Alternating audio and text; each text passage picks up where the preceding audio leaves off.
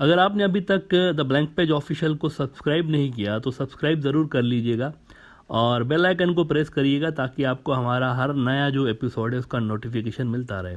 बंगाल कभी British India का सबसे बड़ा सूबा हुआ करता था, जिसको 15 अगस्त 1947 को डिवाइड कर दिया गया था दो हिस्सों में, और ये डिवीजन इंडिया की पार्टीशन की वजह से मुमकिन हो पाई थी। यानी इंडिया टूटा तो उधर पंजाब भी टूटा और इधर बंगाल भी टूटा। मुस्लिम डोमिनेटेड जो बंगाल का हिस्सा था ये ईस्ट पाकिस्तान बन गया, जबकि हिंदू आबादी वाला जो उसका हिस्सा था वो वेस्ट बंगाल बन गया। अब ब्रॉडर व्यू में हम ये बात पहले भी कर चुके हैं कि बांग्लादेश के अलग होने के बाद इंडियन बंगाल के बुरे दिन शुरू हो गए। यानी जब ये स्प्लिट हुई और वो जो मुस्लिम अक्सरियती हिस्सा अलग हो गया तो ये जो हिस्सा था इंडिया के पास जो रहा, इसके बुरे दिन शुरू हो गए और इंडिया की तरफ रह जाने वाले इस बंगाल की इंडस्ट्रीज़ नॉर्थ इंडिया शिफ्ट की जाने लगी धीरे धीरे, मुंबई, गुजरात और इन इलाकों में। और स्लोली इसकी इकोनॉमी को भी गिराया जाने लगा। कभी ये इंडिया का सबसे अमीर तरीन स्टेट हुआ करता था और आज ये हाल है कि सीनियर ब्यूरोक्रेट्स खुद कह रहे हैं। चंद रोज़ पहले मोदी ने मीटिंग कॉल की थी सीनियर ब्यूरोक्रेट्स की, उसमें उन्होंने खुद ये बात कन्फेस की है कि वेस्ट बंगाल बैंकरप्ट होने जा रहा है।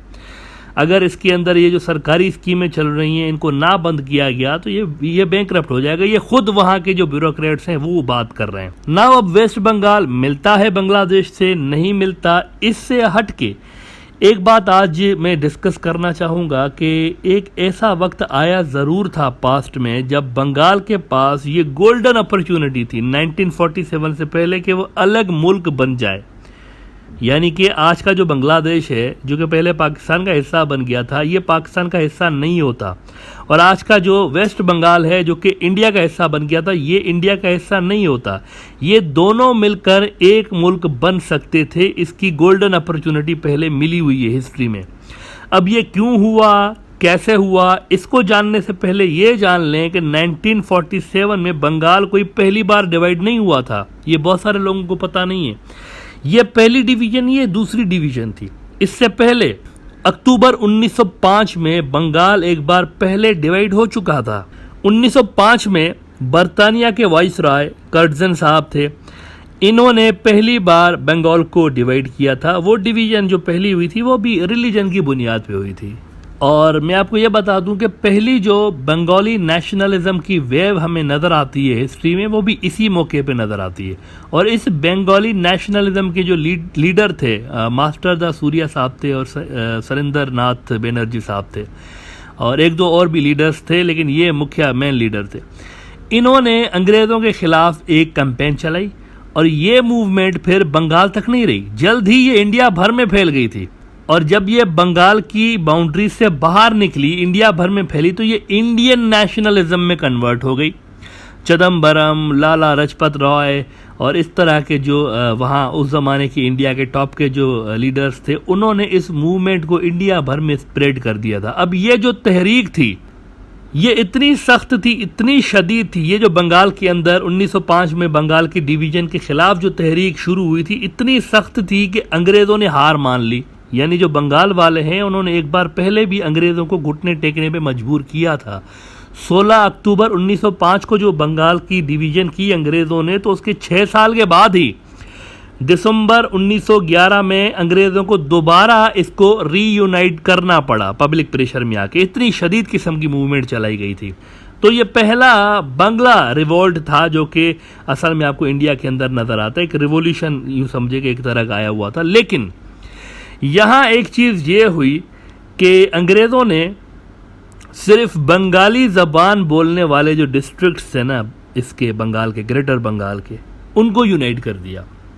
यहाँ पर उन्होंने एक बहुत बड़ा, मैं कहूँगा कि जुल्म किया बंगाल के साथ, कि सिर्फ बंगाली ज़बान बोलने वाले जो डिस्ट्रिक्ट थे उनको इन्होंने जोड़ दिया, और उड़ीसा, असम और बिहार जो कि सदियों से बंगाल के इलाके थे उनको अलग कर दिया उन्होंने। यानी जो बंगाली ज़बान बोलने वाले डिस्ट्रिक्ट थे वो तो मिल गए सारे, लेकिन बाकी हिस्से, तारीख़ी हिस्से बंगाल के, वो ऐसे बंगाल से अलग किए गए कि दोबारा फिर कभी यूनाइट नहीं हो पाए।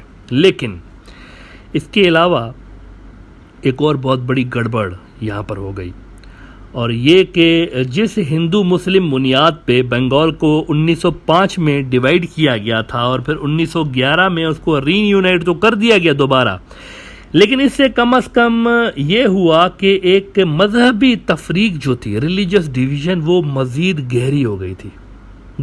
उधर से बंगाली नेशनलिज्म की वेव थी, लेकिन अंदर ही अंदर सोसाइटी में ये तफरीक भी गहरी होती जा रही थी। वजह इंतहा पसंद हिंदू गुंडे हिंदुत्व के उस वक्त भी थे। इन्होंने कुछ ऐसे कांड किए वहाँ उस रीजन के अंदर जिससे जो बंगाली मुसलमान थे वो भड़क उठे थे, और इससे फिर मुस्लिम नेशनलिज्म जो था वो परवान चढ़ने लगा। इस रीजन के अंदर मुस्लिम नेशनलिज्म अपने उरूज पे पहुंचा, और फिर 1906 में ये जो मुस्लिम नेशनलिज्म की वेव उठी वहां पर, इसी मुस्लिम नेशनलिज्म की वेव ने बुनियादी तौर पर 1906 में ढाका के अंदर मुस्लिम लीग की बुनियाद डाली थी। वही मुस्लिम लीग जिसने फिर आगे चल के इंडिया को ही दो हिस्सों में चीर दिया था। ये यहाँ से शुरू हुई थी, यहाँ से उसकी जो शिद्दत थी बंगाल के अंदर वो बहुत ज़्यादा थी, और इसी वजह से सबसे पहले यहाँ बनी और फिर ये इंडिया के अंदर फैल गई। इसीलिए एक मुहावरा कहा जाता है कि जो बंगाल आज सोचता है इंडिया उसको बाद में सोचता है, यानी वो पहले ही पहुंच जाते हैं उस चीज़ पे जो कि आगे होने वाली होती है। इस मुस्लिम लीग जिसने पाकिस्तान बनाया था उसकी बुनियाद असल में मुस्लिम नेशनलिज्म वाली वेव की वजह से पड़ी थी। जिन्ना साहब जो थे वो तो बहुत बाद में आए थे, इसमें 1913 में आए थे, ये तो 1906 में बन गई थी ना ढाका में, लेकिन जिन्ना साहब काफ़ी बाद में आए थे और फिर जल्द ही इसके लीडर भी बन गए थे, लेकिन बनी ये उससे पहले। और ये जो एक बेचैनी वहाँ के मुसलमानों में हिंदुत्व के गुंडों की वजह से बढ़ती जा रही थी, पैदा हुई थी, इसकी वजह से टू नेशन थ्योरी आ गई कि हिंदू अलग कौम है मुसलमान अलग कौम है। इतनी पोलराइजेशन इन्होंने पैदा कर दी सोसाइटी के अंदर कि मुसलमान अनसेफ फील करने लगे थे। और फिर 1930 में मुस्लिम फ़िलासफ़र अल्लामा मोहम्मद इकबाल ने सबसे पहले मुसलमानों के लिए एक अलग मुल्क बनाने का नज़रिया उन्होंने पेश किया था। लेकिन इंटरेस्टिंग बात यह है कि अल्लामा इकबाल का वो जो नज़रिया था, वो जो उनकी सोच थी, अच्छा ये उन्होंने कोई प्रिडिक्शन की थी, यूँ समझे, वो जो हालात देखकर उन्होंने प्रिडिक्शन की थी, उसके अंदर आज का जो पाकिस्तान है ना, इसका जिक्र है, बंगाल का नहीं था। उन्होंने इस रीजन की तरफ, इंडिया के इस रीजन की तरफ, इस मुस्लिम डोमिनेटेड रीजन की तरफ इशारा करते हुए कहा था कि मुझे यहाँ पे नज़र आ रहा है कि एक मुल्क बनेगा। वहाँ बंगाल के लिए उन्होंने नहीं कहा था, यहाँ पे उन्होंने कहा था कि शुमाल मशरकी हिस्से में मुझे नज़र आ रहा है एक मुसलमान मुल्क बनता हुआ नज़र आ रहा है। मीनवाइल बंगाल में हिंदू मुस्लिम दंगे उरूज पे पहुँच गए थे। अगस्त 1946 सबसे ज़्यादा खूनी साल साबित हुआ बंगाल की हिस्ट्री का। चिटागोंग से लेकर कलकत्ता तक हज़ारों लोग इन दंगों में मारे गए। बहरहाल जी, पूरे इंडिया का यही हाल था, सिर्फ बंगाल का नहीं, लेकिन बंगाल सबसे ज़्यादा हिट हुआ है। सेंसिटिव एक यूँ समझिए सूबा था। फिर अप्रैल 1947 में हुसैन शहीद सहरवर्दी साहब। Now this is the most critical junction of Bengal's history जो मैं आपको अभी बताने जा रहा हूँ। 1947 में हुसैन शहीद सहरवर्दी साहब ये एक बार फिर यूनाइटेड बंगाल का कॉन्सेप्ट लेकर आ गए थे। ये इनका बड़ा ही महत्वपूर्ण, मैं कहूँगा सबसे ज़बरदस्त किस्म की ये एक चीज़ लेकर आ गए थे, और उन्होंने कहा था कि यूनाइटेड बंगाल जो है ना, वो कुछ इस तरह बनाएंगे हम कि ये जो मुस्लिम मेजॉरिटी बंगाल है ये पाकिस्तान का हिस्सा नहीं बनेगा, और हिंदू मेजॉरिटी बंगाल जो है ये इंडिया का हिस्सा नहीं बनेगा, ये अलग मुल्क बनेगा। हालांकि मुस्लिम लीग के जो अक्सर लीडर थे वो इस आइडिया के मुखालिफ थे, उन्होंने इसको इंडोर्स नहीं किया, उन्होंने तो कहा ये तो गलत बात है, आपको तो पाकिस्तान का हिस्सा होना चाहिए। लेकिन आपको ये जानकर बहुत हैरत होगी कि जिन्ना साहब इसके फेवर में थे, मतलब उन्होंने फेवर कर दी थी, उन्होंने ओके कर दिया था, ग्रीन लाइट दे दी थी हुसैन शहीद सरवर्दी को। उन्होंने कहा था ये ठीक है। क्यों? क्योंकि जिन्ना साहब का ऑब्जेक्टिव जो था that was the sovereignty for the Muslims in India.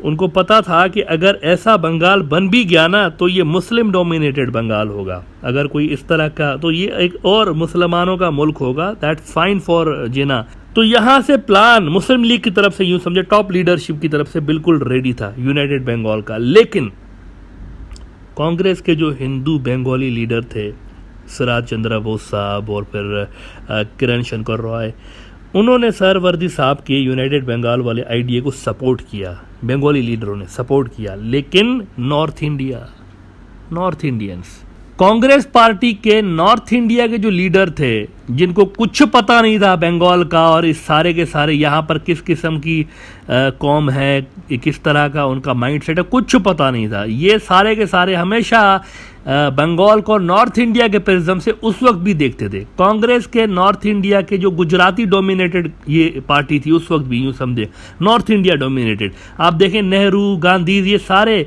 वहाँ के नॉर्थ इंडिया के, सरदार पटेल, इस जैसे जो इंतहा पसंद हिंदुत्व के कारिंदे सरदार पटेल जैसे और नेहरू साहब, ये अड़ गए कि यहाँ पर हम ऐसा नहीं होने देंगे, बंगाल हमारा ही हिस्सा होगा, टूटता है तो टूटने दें। उन्होंने नहीं करने दिया, सरदार पटेल ने और ये आपका जो नेहरू साहब है, इन्होंने नहीं करने दिया। जिन्ना वाज रेडी, जिन्ना साहब की तरफ से ग्रीन सिग्नल था, वहाँ दोनों जो बंगाल हैं इनकी लीडरशिप भी रेडी थी। लेकिन ये जो थर्ड पार्टी है ना, third party I would say, जिनको कुछ पता नहीं बंगाल क्या है, उन्होंने बीच में टांग अड़ाई और फिर ये सारा कुछ हो गया। बंगाल मजीद डिवाइड हो गया, दूसरी बार डिवाइड हुआ है। अब ये वो लोग हैं मित्रों जो कि न 3 में है न 13 में। मैं हमेशा कहता हूँ ये जो नॉर्थ इंडियंस जो हैं इनको कुछ पता नहीं बंगाल का, इनको बिल्कुल ABC नहीं पता वहाँ की कि ये किस तरह की ज़मीन है, लोग कैसे हैं, इनका माइंडसेट कैसा है, नहीं है।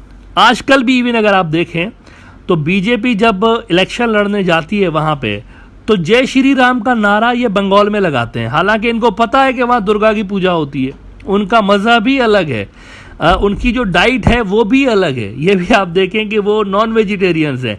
इधर अगर आप देखेंगे गुजरात, राजस्थान, ये वेजिटेरियन ज़्यादातर लोग हैं। लेकिन ये उसी कल्चर को, उसी सारे के सारे माइंडसेट को वहाँ पे भी थोपने की कोशिश करते हुए आपको नज़र आते हैं RSS वाले और बीजेपी वाले। आज भी वही सेम सीन है। तो इन हजरात की वजह से, ये सरदार पटेल साहब और ये जो नेहरू साहब, इनकी वजह से इन्होंने ज़बरदस्ती वेस्ट बंगाल को बाकी के बंगाल से अलग करवा दिया था इंडिया में जोड़ने के लिए। इन्होंने तोड़ दिया बंगाल को और यूं एक गोल्डन अपॉर्चुनिटी मिस हो गई थी यूनाइटेड बंगाल बनाने के लिए। आज भी वेस्ट बंगाल की तबाही, उसकी इकोनॉमी का डाउनफॉल, इसका मुखिया जो किरदार है that are the north Indian politicians. और नॉर्थ इंडिया सेंट्रिक जो सियासी जमातें हैं इंडिया के अंदर, RSS और बीजेपी टाइप, ये वेस्ट बंगाल की तबाही के सबसे बड़े रीज़न यही लोग हैं। नॉर्थ इंडिया की जो जमातें हैं, सबसे बड़ा मुख्य कारण ही यही है वेस्ट बंगाल की तबाही के लिए।